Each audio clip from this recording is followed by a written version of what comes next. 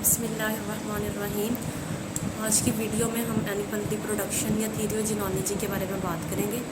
Animal reproduction जो है एक वास्ट सब्जेक्ट है, लेकिन इसके साथ साथ ये कॉन्सेप्चुअल है।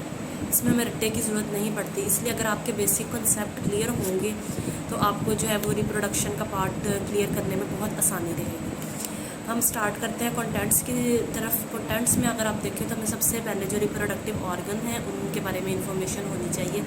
लाइक अगर हम ओवरी की बात करते हैं, किस जानवर में ओवरी किस शेप की होती है। लाइक अगर हम कहते हैं कि कैटल बफलो की बात करें तो उसमें ओवल होती है, मेयर की बात करें तो उसमें किडनी शेप होती है, और अगर कैमल की बात करें तो उसमें अंगूर के गुच्छों की तरह होती है। इसी तरह आप सर्विक्स की बात कर लें, किन स्पीशीज़ में सर्वाइकल रिंग है, किस में सर्वाइकल फोल्ड है। इसी तरह आप यूट्रस की तरफ आ जाए। यूट्रस जो है उसमें भी आपको उनकी शेप का पता होना चाहिए। बाइकॉर्नोइड कौन सी है, सिंप्लेक्स कौन सी है, डुप्लेक्स कौन सी है, और वो किन किन स्पीशीज़ में पाई जाती है। इसके बाद आप आ जाएँ ईस्ट्रस साइकिल पे। ईस्ट्रस साइकिल की लेंथ कितनी होती है, ईस्ट्रस की स्टेजेस कौन सी हैं, ईस्ट्रस साइकिल की पूरे, ठीक है। ईस्ट्रस में और ईस्ट्रस साइकिल में आपको डिफरेंस पता होना चाहिए। डिफरेंट स्पीशीज़ में जो है वो हीट का ड्यूरेशन क्या है, साइकिल की लेंथ क्या है, फिर उसमें आप ओवुलेशन का टाइम देख लें। इसके अलावा जो है हम ईस्ट्रस के कितनी देर बाद जो है वो आर्टिफिशियल इंसेमिनेशन करते हैं कौन सी स्पीशीज़ में। इसके बाद आप चले जाएँ ब्रीडिंग सीजन पे। डिफरेंट स्पीशीज़ का देख लें आप, लॉन्ग डे ब्रीडर कौन से हैं, शॉर्ट डे ब्रीडर कौन से हैं। इसके अलावा आप चल जाएँ के स्टेजेस पे। फोलिकुलर स्टेजेस है हमारे पास, फोलिकुलर स्टेज है, ल्यूटियल स्टेज है। इनके आप हार्मोन देख लें, इनका ड्यूरेशन देख लें। फिर इसके बाद जो है हम आ जाते हैं पार्चुरेशन की तरफ। पार्चुरेशन में आप देख लें कि डिफरेंट स्पीशीज़ में एक्ट ऑफ पार्चुरेशन को हम क्या कहते हैं। लाइक काविंग है, फॉलिंग है, वेल्पिंग है, ये आप देख लें।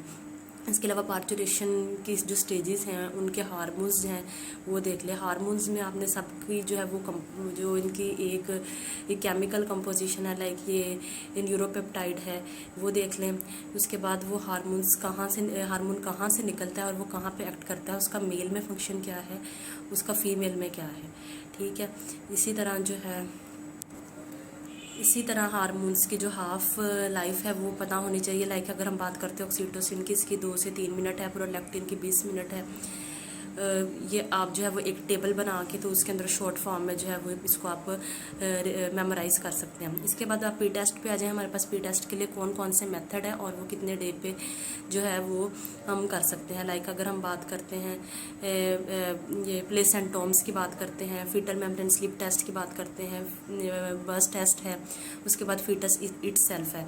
तो ये हमने देखना है कि कौन से मंथ तक, लाइक प्लेसेंटोम जो है वो हमें देते हैं 70 से 180 डेज तक जो है वो होते हैं। फीटल मेम्ब्रेन स्लिप टेस्ट कितने डेज पे होता है, आप इससे गो थ्रू कर लें। इसके बाद आप देख लें प्लेसेंटा की रिपल्शन, उसका जो नॉर्मल टाइम है वो हर स्पीशीज़ में डिफरेंट है, और वो नॉर्मल टाइम अगर गुजर जाएगा तो कितनी देर बाद हम कहेंगे कि इसमें फिर जो प्लेसेंटा है वो रिटेन कर गया है। इसके आगे अब हम आ जाएंगे आर्टिफिशियल इंसेमिनेशन की तरफ। आर्टिफिशियल इंसेमिनेशन की हमने थोड़ी हिस्ट्री पढ़नी है, किस स्पीशीज़ में हुई थी, सबसे पहले पाकिस्तान में कब हुई, युवास ने की 1954 में, उसको प्रैक्टिकली कब अप्लाई किया गया। इसके बाद एआई की आप देख लें बेनिफिट्स क्या हैं, उससे जो है प्रोटोकॉल क्या है, कौन सी डिजीज़ हैं जो हमें एआई से जो हम प्रिवेंट कर सकते हैं। इसके अलावा कौन सी स्पीशीज़ है जिसमें इंट्रा यूट्राइन होती है और कौन सी है जिसमें इंट्रा सर्वाइकल जो है वो हम एआई करते हैं। फिर उसके बाद आप सीमन की डोजेस देख लें, फ्रेश में कितनी होती है और जो फ्रोज़न सीमन है उसके अंदर कितनी होती है। इसके बाद आप कुछ डिजीज़ जो इम्पोर्टेंट है रिप्रोडक्टिव पॉइंट ऑफ व्यू से, लाइक सिस्टिक ओवेरियन डिजीज़ है, उसमें आगे डिफरेंट 2 कैटेगरीज हैं कि फॉलिकुलर सिस्ट है, ल्यूटियल सिस्ट है, उसके साइंस में क्या फ़र्क होगा, ठीक है, और कौन से हार्मोन्स हैं या उनका ट्रीटमेंट है, हम कैसे पहले डायग्नोस करेंगे कि इसमें फॉलिकुलर है या ल्यूटियल है। उसके बाद उसका हार्मोनल ट्रीटमेंट है। इसी तरह पायोमेट्र है, एंडोमेट्राइटिस है। एंडोमेट्राइटिस की स्टेज 1, 2, 3 जो है उनका डिफरेंस हमने कैसे करना है और इनका ट्रीटमेंट क्या है। इसके बाद कुछ टर्मिनोलॉजी है थीरियो के पॉइंट ऑफ व्यू से, आप वो देख लें। जैसे हम फ्री मार्टन कहते हैं, इनफर्टाइल कहते हैं, स्टीराइल कहते हैं, ठीक है, इनको देख लें आप। स्पर्मोजेनेसिस, स्पर्मेटोजेनेसिस, ये जो वोकैबुलरी है इससे आप गो थ्रू कर। इसी तरह मेल रिप्रोडक्टिव सिस्टम जो है आपको उसमें आपने उसके पार्ट्स पढ़ने हैं। कि कौन कौन से पार्ट होते हैं। लाइक अगर हम स्पर्मेटिक कॉर्ड की बात करते हैं तो वो किन चीज़ों से बनती है। इसके अलावा स्पर्म प्रोडक्शन का प्रोसेस, कहाँ पे स्पर्म जो है वो मेच्योर होता है।